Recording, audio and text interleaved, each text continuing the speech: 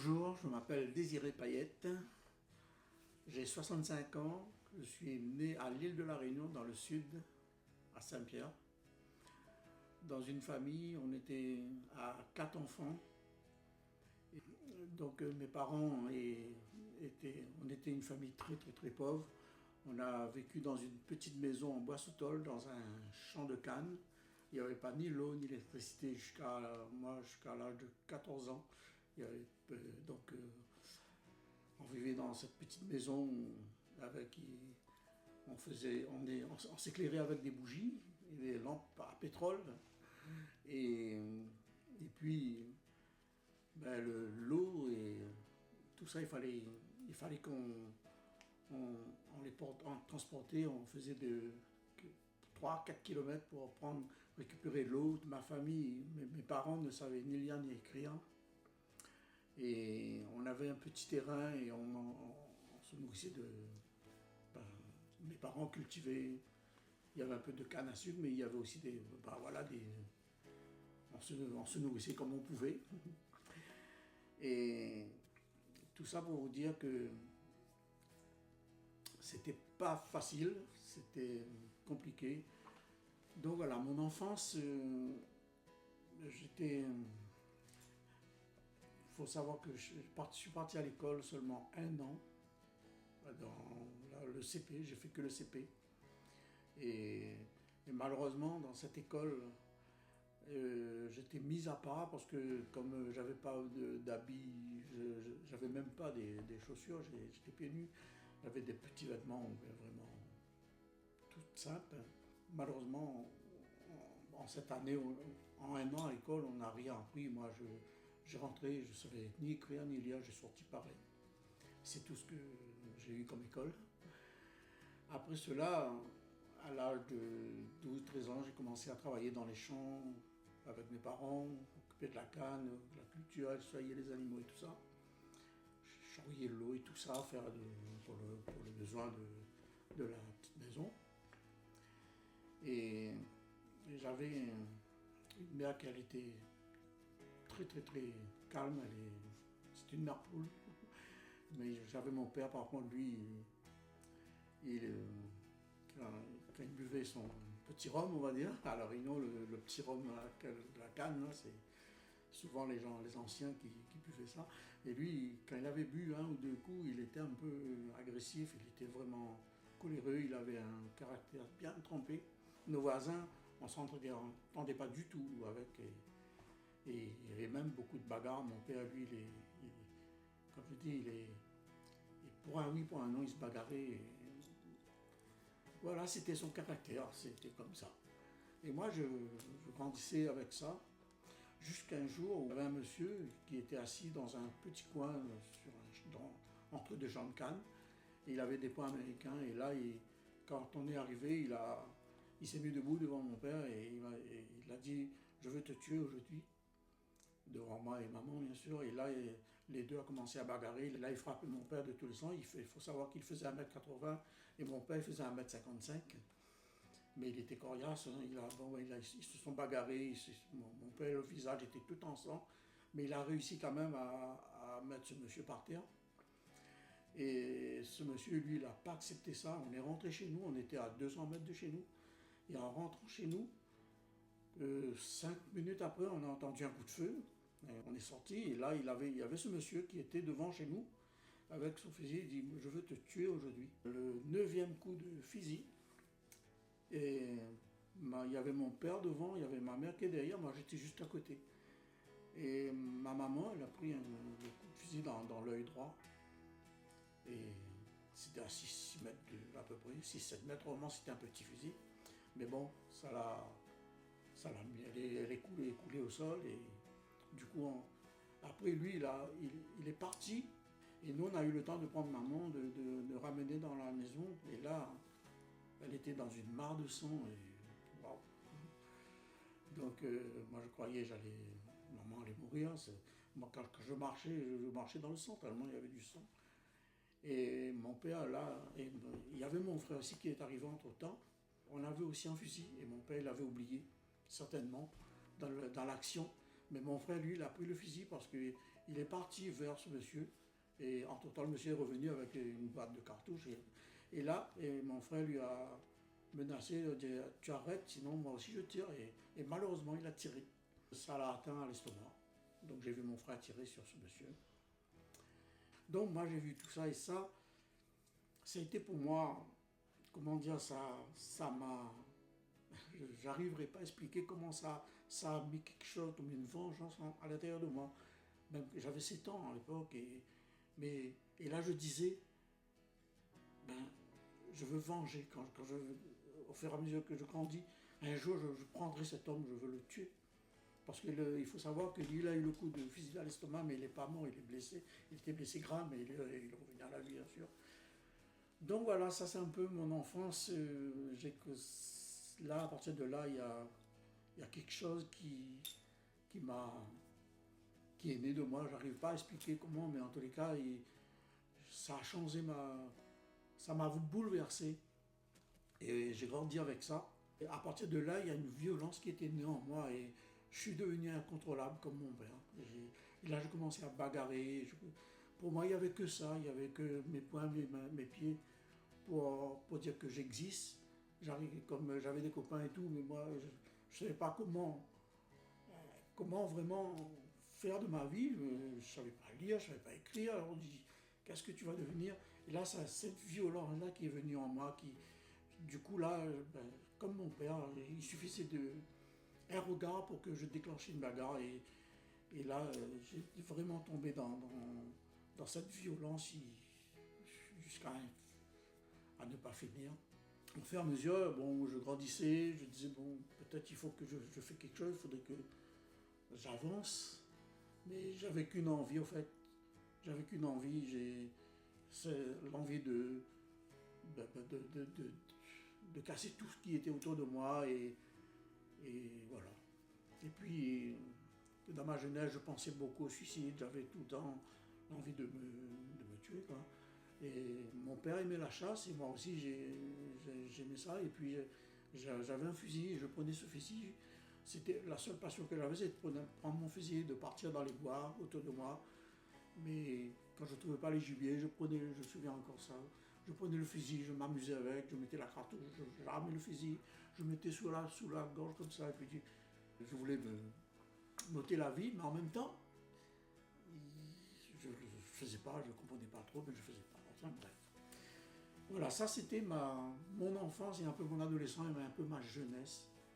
Après, bien sûr, j'ai commencé à essayer de passer au-dessus de ça, jusqu'au jour où j'ai trouvé ma compagne.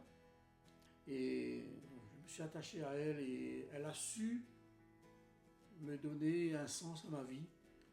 Et je peux dire, elle était beaucoup plus jeune que moi, mais elle a su me prendre sous son aile et elle arrivait à me donner une autre vision de ma vie. On s'est mis ensemble et on a eu un fils en 1996. Et puis en 2003, ma femme était enceinte, on a eu une fille. Et ma fille est née le 5 décembre 2003. Et là, il y a quelque chose qui s'est passé, c'est-à-dire que l'accouchement, ça s'est bien passé et tout. Elle est née le 5 décembre 2003. Et 5 jours après de sa naissance, c'est-à-dire 6 jours plutôt, 6 jours après, c'est-à-dire le 11 décembre, moi je suis né le 11 décembre, c'était le jour de mon anniversaire. Et on était ensemble, on a passé une petite journée, tranquille. Et ma femme, dans la soirée, elle a eu un souci de douleur, une douleur qui est montée à sa tête. Elle ne comprenait pas, elle mettait sa main dans sa tête, dit chérie, j'ai mal. Et moi je ne comprenais pas trop non plus qu'est-ce qui s'est passé à ce moment-là. Mais ça m'a inquiété, du coup j'ai appelé le SOS médecin et là, le SOS médecin dit peut-être ta femme, elle ne se nourrit pas assez. Et comme elle allait le bébé, c'est peut-être à cause de ça qu'elle a ce... Effectivement, ce jour-là, elle n'a pas beaucoup mangé. Après, on dit, c'est peut-être ça. Et du coup, je lui ai donné un truc à manger comme ça, et puis ça s'est établi. Mais le lendemain matin, on est parti quand même au médecin pour faire un petit contrôle et tout. Et ça s'est répété dans l'après-midi.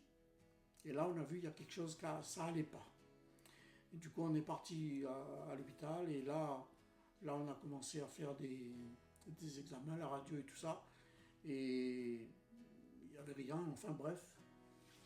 Et là, cette histoire m'a remis là dans un autre état, mais ça a déclenché encore les choses que j'ai vécues depuis petit, c'est remonté en moi là.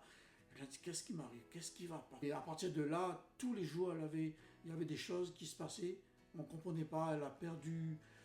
Au départ, c'était un gros mal de tête. Après, elle a perdu l'usage de la jambe. Après, elle était devenue aveugle.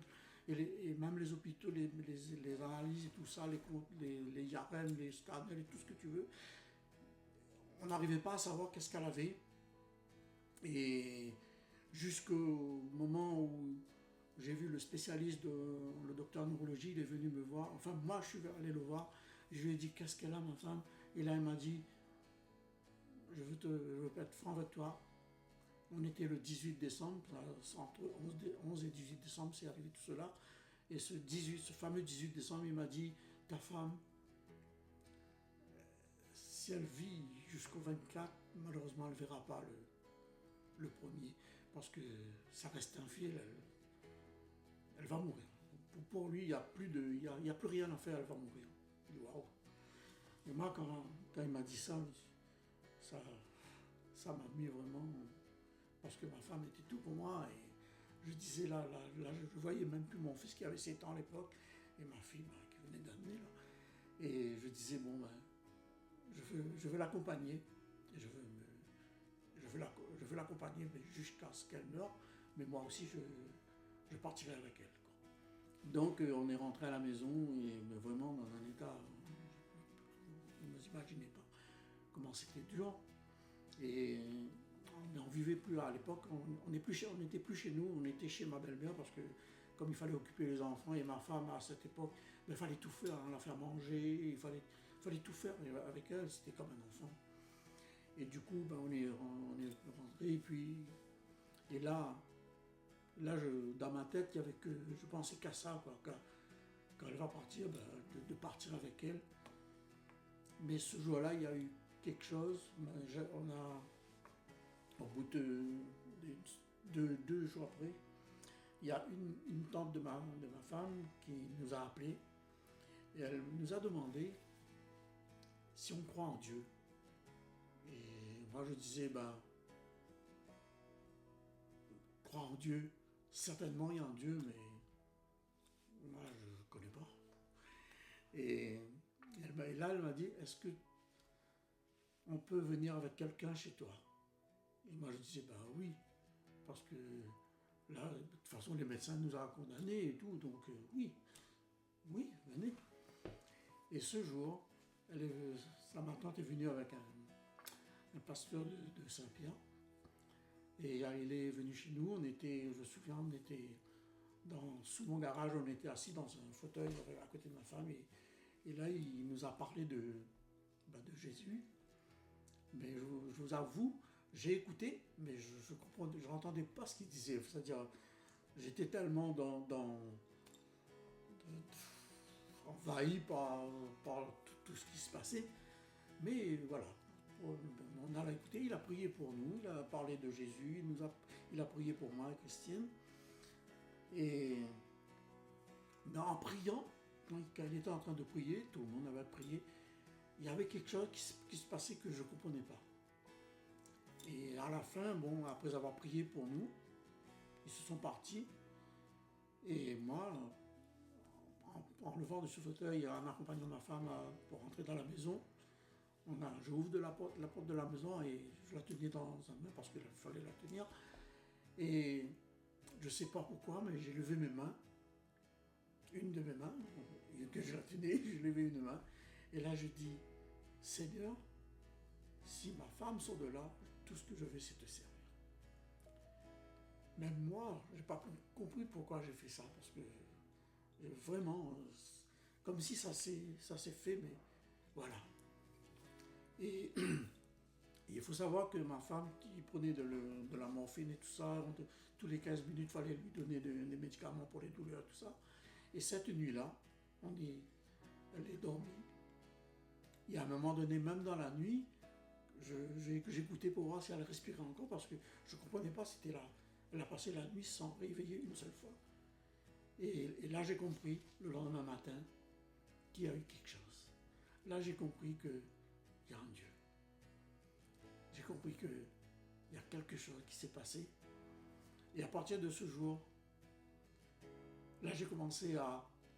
Ça m'a travaillé parce que je disais, j'ai levé mes mains.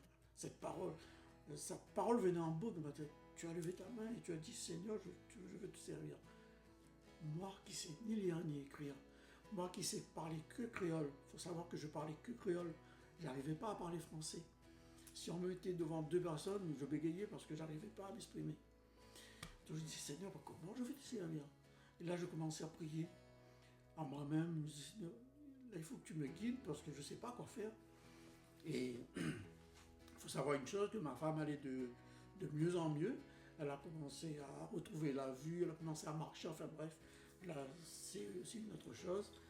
Et moi, ça me travaillait, mais cette fois-ci, mais d'une autre manière, parce que je sentais toute la colère, toute la haine, tout le noir que je braillais en moi, tout ça était en train de s'effondrer. Il y avait une paix qui prenait la place. J'étais spectateur de ce qui se passait dans ma vie. Et là, je commençais à prier, à chercher Dieu. Seigneur, il faut que tu me parles, il faut que tu me montres. Je ne sais pas comment te servir. Je ne sais pas comment je veux te servir. J'ai fait cette promesse. Et il y avait aussi cette crainte, parce que j'ai levé mes mains, j'ai dit, Seigneur, je veux te servir. Comment te faire? Comment le faire? Et il y a un soir, j'ai reçu sur mon cœur, comme si le Seigneur me parlait à l'intérieur de moi, me disait, va dans ta chambre. Et je me mets sur mes genoux, à côté de mon lit. Et là, je ferme les yeux, je commence à prier. Mais je priais, je disais Jésus, Jésus. Je ne savais pas trop comment prier encore. À l'époque, je dis Seigneur, Seigneur, Dieu, Jésus. Et là, Dieu me parle. Dieu me donne même des choses qui est dans la Bible que je ne connais pas, parce que je ne sais pas lire. Dieu m'a dit sûrement que tu vas partir à la librairie chrétienne demain avec ton fils et je veux te parler. J'avais hâte d'arriver le lendemain pour partir à cette librairie. Et on est parti à cette librairie.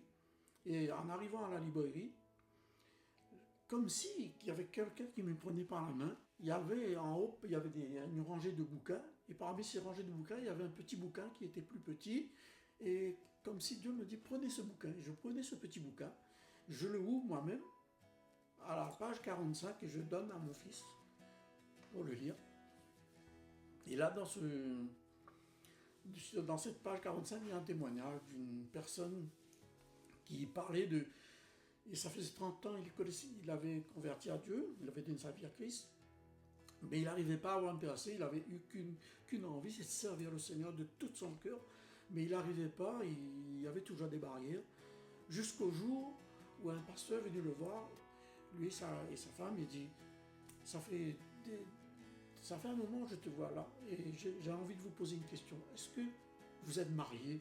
Et ce couple, ça veut dire qu'il vivait en concubinage.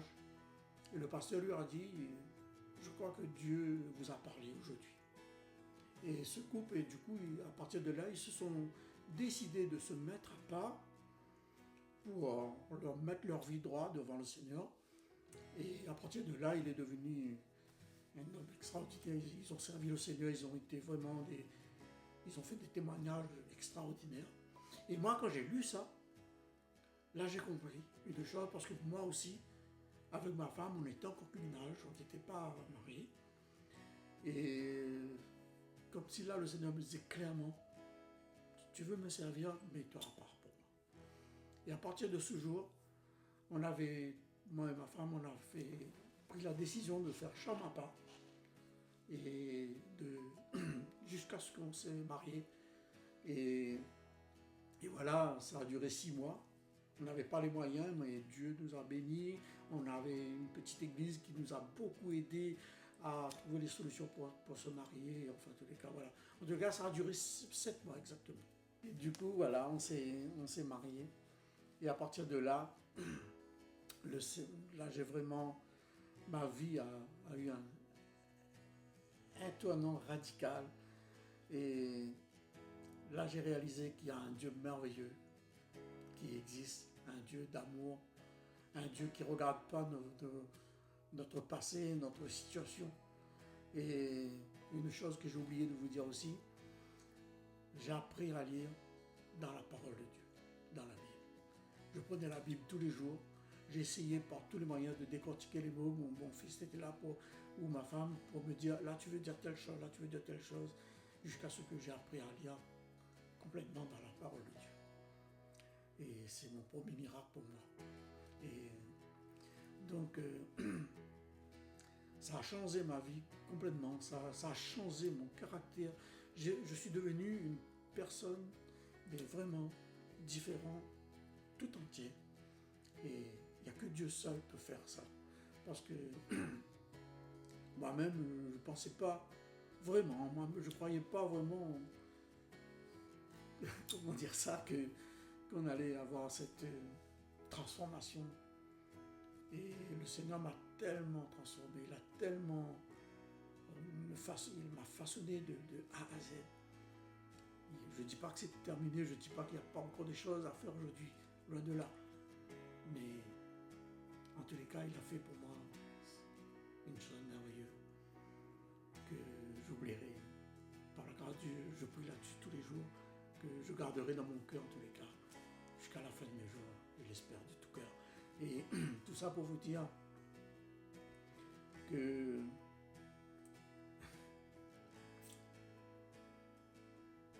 le Seigneur est bon, que Jésus est bon, que Dieu est merveilleux, que Dieu existe, que Dieu est grand et tout puissant. Et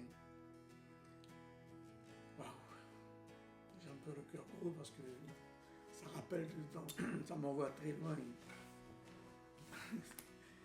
Donc voilà, en tous les cas, j'ai tout déposé. J'ai dit, Seigneur, je laisse tout à tes pieds. Et fais de moi ce que tu veux que je devienne. Et il a fallu